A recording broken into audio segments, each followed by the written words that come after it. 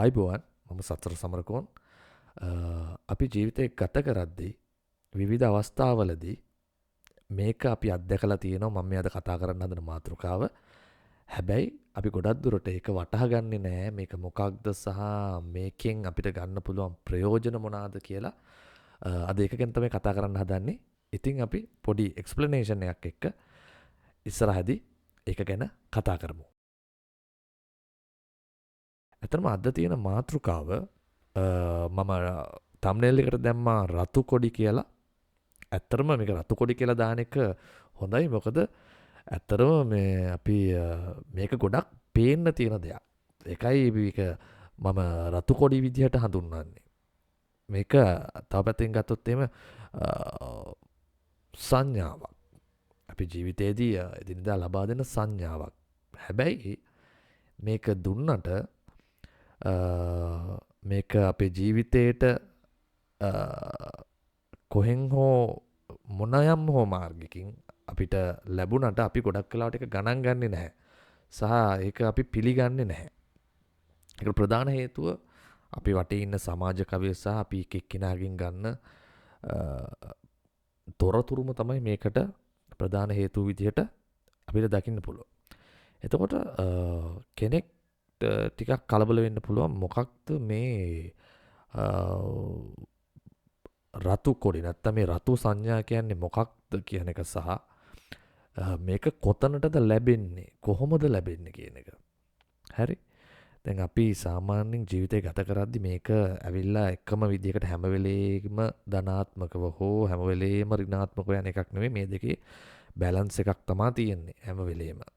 කොයි වෙලේකවත් මේක එක පැත්තකට බර වෙන්නේ නැහැ. අපි අර කියනවා වගේ ධන වුණොත් ඍණ පැත්තට බර වෙනවා, ඍණ වුණොත් ධන පැත්තට බර වෙනවා. ඇත්තම කියනවා මේක මැද පාරක තියෙන්නේ. එතකොට අපි සාමාන්‍යයෙන් ජීවිතයේදී ආශ්‍රය කරන පුද්ගලයෝ සහ අපි එක එක ඩිසිෂන්ස් ගද්දී මේ කියන සංඥාව අපි නොදැනුවත්වම අපිට ලැබෙනවා. මේක ලැබෙන්නේ අපේ මනසට. හරි. මේක ලැබෙන්නේ අපේ මනසට. හැබැයි අපි ගොඩක් දුරට ඒක තේරුම් ගන්නේ නැහැ. තේරුම් ගන්නේ නැති වෙන්න එක හේතුවක් තමයි ප්‍රධාන හේතුව අපිට තියෙන මානය. අපි මේන්ටේන් කරන මොකක් හරි ඊගෝ සිස්ටම් එකක්. හරි.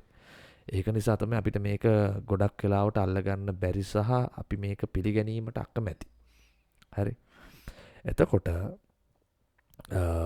පුද්ගලිකව මම මෙන්න මේක මේ විදිහට මේ ලැබෙන රතු සංඥාව මම දකින්න ඇත්තටම අපිට ඉන්න බෙස්ට් ෆ්‍රෙන්ඩ් විදිහට.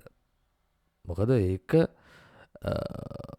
ඒක එන වෙලාවත් කියන්න අපි දන්නේ නැහැ. ගොඩක් වෙලාවට මම සරලව මම තේරුම් කරන්නම් මේ වගේ දේවල් ඔයාලට ඔයාට මත් විඳින්න පුළුවන් වෙලාවක්. විශේෂයෙන්ම විවිධ පුද්ගලයොත් එක්ක අන්තර් සම්බන්ධතා පවත්වද්දී. ඔයා කවුරු හරි යාළුවෙක් හඳුනගද්දී. ඔයා මොකක් හරි සමාජ කවයක පුද්ගලයෙක් වෙලා ඉද්දී. ඔයා කවුරු හරි පිරිසක් එක්ක නොදන්න පිරිසක් එක්ක වැඩ කරද්දී. සහ ඔයා මොකක් හරි දෙයක් ගැන තීරණ ගද්දී. ඔයා ඒ තීරණේ ඇතුළටම ගිහිල්ලා ඒක ඇතුලේ වපසරිය ඔයා හොයලා බලද්දී ඔයා ඒක ඇතුලේ වැඩ කරද්දී. මෙන්න මේ වගේ තැන්වල මෙන්න මේ රතු සංඥා කියන එක එනවා. ගොඩක් වෙලාවට ඒක එකපාරකුත් නෙවෙයි යන්නේ. දැන් අපි කොහොම පළවෙනි පාර ආවට මේක පිළිගන්නෙත් නැහැ, දෙවෙනි පාරත් නැහැ, 3 4 ඔහොමම ආපහු ඒ රතු සංඥාව අපිට දෙනවා. හැබැයි ගොඩක් වෙලාවට ඒක අපි පිළිගන්නේ නැහැ. පිළිගන්නේ නැති වෙන්න හේතුව මම අර කිව්ව එළියෙන්ම දෙන අපි ලබා ගන්න අනිත් අයගේ ඔපිනියන්ස් සහ අර අපි ගාව තියෙන ඊගෝ එක මානය තමයි මේකට ප්‍රධානම හේතුව. එතකොට මේක ඇත්තරම කියනවා නම් අපිට එක දිගට අපේ ඔළුවට එන්නෙත් නැහැ. අර අපි කියනවා චිත්තක්ෂණයකින් එන්නේ එක. හිතාගන්න බෑ මෙන්න මේ වෙලාවේ දිනවා. ඒ කියන්නේ මෙන්න මේ වගේ එකක්. අපි මොකක් හරි වැඩක් කර ඉද්දී එකපාරම ඔළුවට එනවා මේක මට කොච්චරක් දුරට ගැලපෙනවද සහ මම මේක කරන්න සූදානම්ද නැත්තම් අපි හිතමුකෝ මොකක් හරි වැඩක මොකක් හරි කාර් එක නිරත වෙලා ඉන්නවා. ඒ කියන්නේ ඒක ඔයා ගෙස් කරන්නේ මේක ඔයාගේ විදිහට හරි දෙයක්ද ඔයාට වටිනාකමක් දෙන දෙයක්ද කියලා. ඊපස්සේ ටික වෙලාවක කාලයක් ඔයා කරගෙන යද්දී ඔයාට දැනෙන්න ගන්නවා මේක මම මෙහෙම කරගෙන ගියොත් එහෙම මම අමාරු වැටෙන්න පුළුවන්. මං යම් තැනක හිර වෙන්න පුළුවන්. මං මේ වගේ උගුල් වලට අහු වෙන්න පුළුවන් කියලා ඔයාට හිතෙනවා. හැබැයි පිළිගන්නේ නැහැ එකක් ඔයාගේ ඊගෝ එක සහ අනිත් අයගේ අපි කියනවා අර බ්‍රේන් වොෂ් වෙනවා කියලා. හරි? ඒ කියන්නේ අනිත් අය කියන දේවල් වලින් අපි යම්කිසි ස්ටේට් එකක් හදා ගන්නවා. හරි මේක මෙහෙමයි නෑ එහෙම නෑ. මේක තව කෙනෙක් කරලා තියෙනවා එහෙම අවුලක් නැහැ. මේක කරොත් සක්සස් වෙන්න පුළුවන් කියලා. හැබැයි මෙන්න මේ වගේ දේවල් වලින් මේ වගේ අර අපිට පේන්න තියෙන සීමාව ගොඩක් වෙලාවට වහලා දානවා. ඇත්තටම ඔහොම ඉස්සරහට ගිහිල්ලා සම්පූර්ණ කඩා වැටුණට පස්සේ තමයි අපිට මේක තේරෙන්න ගන්නේ එදා මට මේක හිතුණා නේද කියලා. හරි? මේ වගේ අත්දැකීම් ගොඩක් අයට ඇති. හරි? එහෙම කවුරු හරි ඉන්නවනම් පල්ලෙන් කමෙන්ට් එකක් දාන්න මටත් මෙන්න මේක දැනিলা තියෙනවා මටත් මේක වෙලා තියෙනවා කියලා. මමත් කැමති එහෙම කට්ටිය මේකේ පල්ලෙහ කමෙන්ට් එකක් දානවා දකින්න. ඉතින් එතකොට මම කිව්වනේ චිත්තක්ෂණයක් කියලා. ඒ කියන්නේ එකපාරම එනවා ආපහු ඒක එන්නේ අපි ඒක ගණන් ගන්නෙත් නැහැ ඒක එහෙම අතහැරලා දානවා. දැන් ඒක සමහරලාවට අර මං කියන්නේ මේක බෙස්ට් ෆ්‍රෙන්ඩ් වගේ කියලා. අපි නොදන්න වෙලාවල් වලදී අපි හිතන්නවත් නැති වෙලාවලදී ආපහු ඒක ඔළුවට ඒ සිග්නල් එක දෙනවා.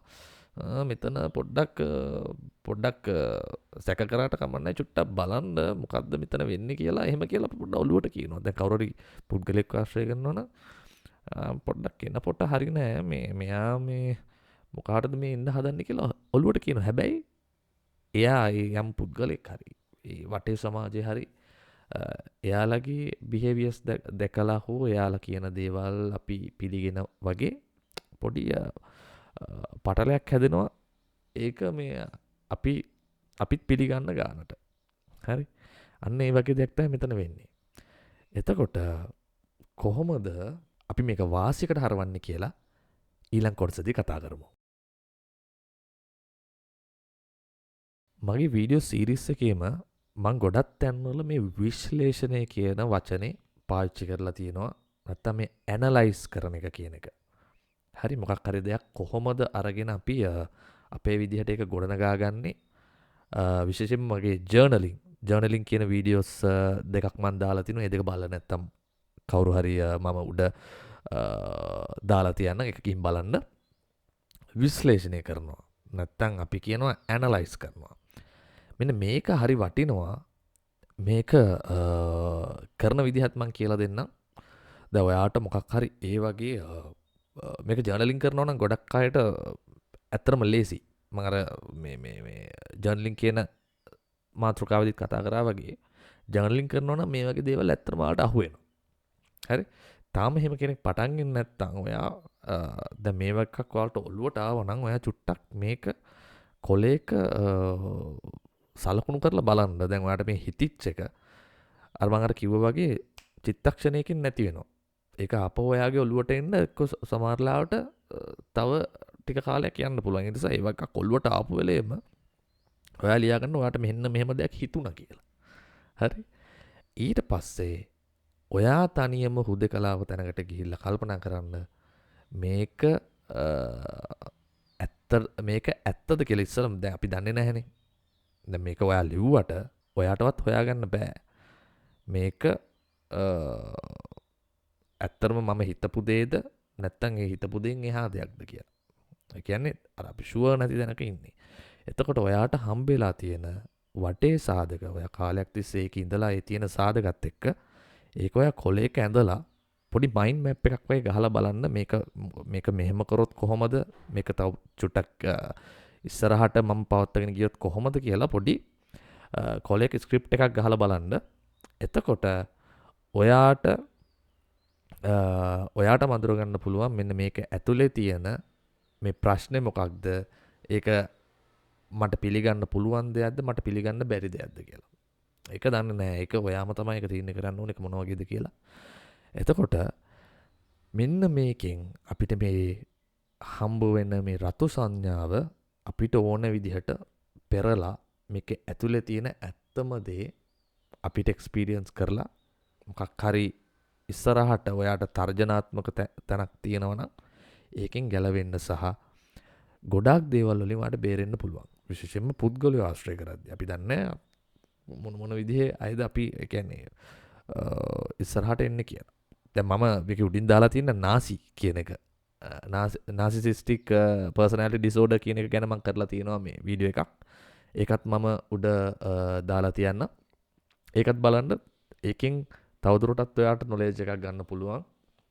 මේක සමාජයේ තියෙන අපිට පේන්නේ නැති අඳුරු දේවල් ගැන. හරි? ඉතින් ඕක තමයි මට කියන්න ඕනේ උනේ.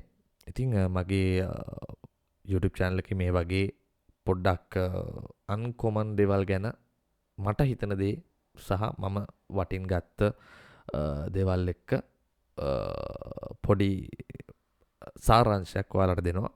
ඉතින් මේ වගේ වීඩියෝස් වලට කැමති නම් මගේ YouTube channel එක subscribe කරන්න. ඒ වගේම ඔයාලට මොන හරි එක ගැන අදහසක් තියෙනවා නම් මගේ වීඩියෝස් වල යටින් කමෙන්ට් එකක් විදිහටත් ඒක සලකුණු කරන්න. ඉතින් බොහොම ස්තුතියි මේ වීඩියෝ එක අන්තිම වෙනකම් බැලුවට. මම සත්සර සමරකෝන් මේ වගේ තවත් අලුත් වීඩියෝ එකකින් හමු වෙමු. බොහොම ස්තුතියි.